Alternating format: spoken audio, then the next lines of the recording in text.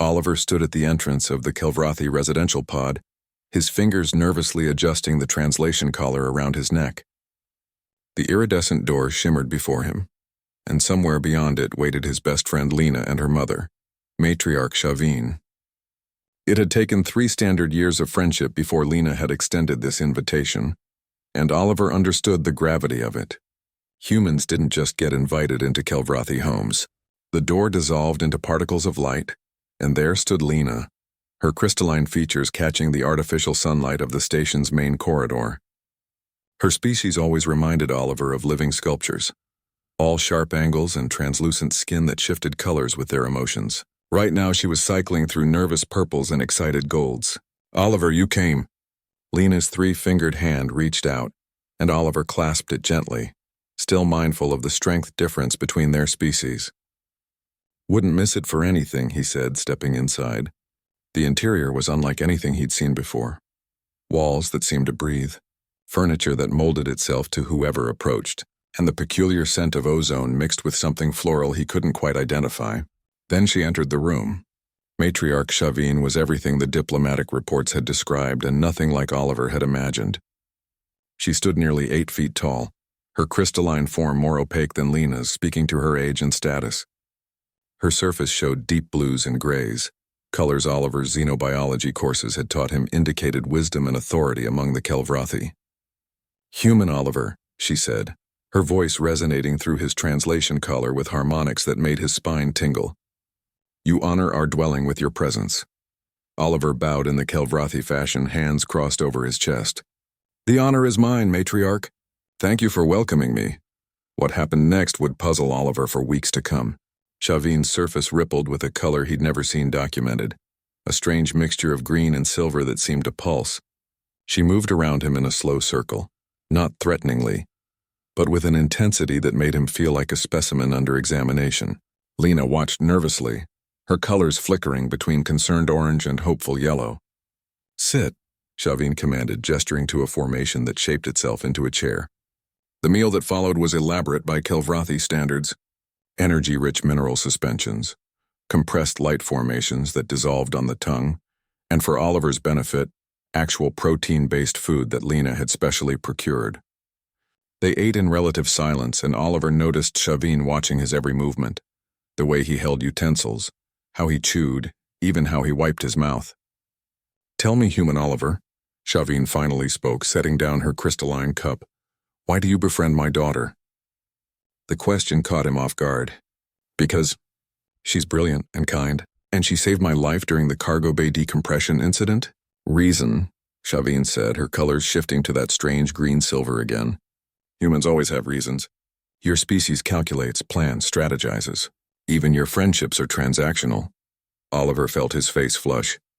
"With respect, matriarch, that's not—" "Your species conquered your homeworld through strategy," Shavin continued, rising from her seat. "You reach the stars not through natural evolution like the Kilvrathi, not through hive-mind unity like the Zendari, but through stubbornness and calculation. You looked at impossible distances and said, 'We'll figure it out.' You faced extinction-level disasters and simply adapted."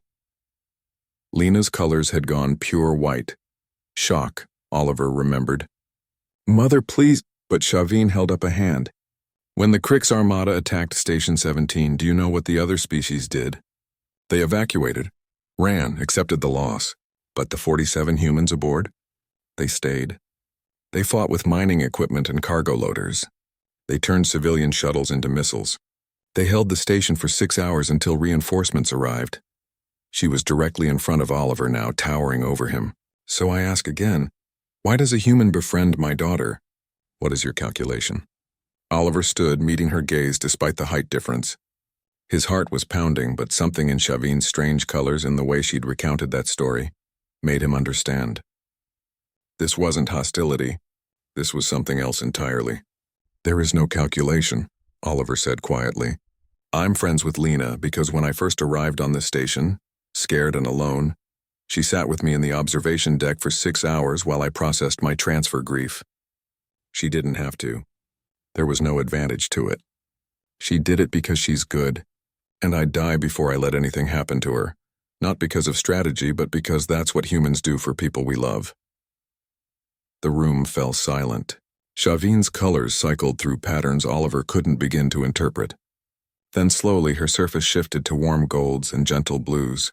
"You misunderstand me, human Oliver," she said, and for the first time her voice carried something that might have been amusement. "I am not questioning your friendship. I am celebrating it." Oliver blinked. What?" Shavin moved to a wall that suddenly displayed star charts. "The Kelvrathi have studied your species extensively. We've watched you solve problems that would take us generations in mere decades. We've seen your impossible compassion, how you rescue animals from danger, how you cry at stories, how you fight against injustice even when it doesn't affect you. We've watched you be brilliant and stupid, calculating and recklessly emotional all at the same time." She turned back to him. "You're chaos, human Oliver. Beautiful, unpredictable chaos. And my daughter, who has lived her entire life in perfect crystalline order, needs that chaos. She needs someone who will teach her that plans can change, that emotion is not weakness, that sometimes the best solution is the one that makes no logical sense." Lena had moved to Oliver's side. Her colors now pure gold joy, he'd learned. "Mother has been testing you all evening," she admitted. "Observing how you'd react under pressure, whether you'd maintain your authenticity." "The green and silver," Oliver said, understanding dawning. "That wasn't in any of my textbooks." "Because it's not a common emotion," Shavin said. "It's pride mixed with curiosity, the color we show when we're watching something remarkable that we don't fully understand but deeply respect."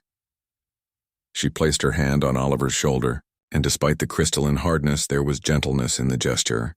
"Guard my daughter's chaos, human Oliver. Let her guard your order. Together perhaps you'll both find balance." As Oliver left that evening, his mind reeling from the encounter, he finally understood what he'd witnessed. Shavin hadn't been suspicious of him, she'd been grateful. Grateful that humanity, in all its messy, emotional, strategic, chaotic glory, had reached the stars and brought something the ordered universe had been missing. Later, Lena would tell him that her mother had spoken of nothing else for days, telling every Kelvrathi who would listen about the human who'd stood his ground, spoke from his heart, and proved that sometimes the most alien thing in the universe was genuine, uncalculated friendship.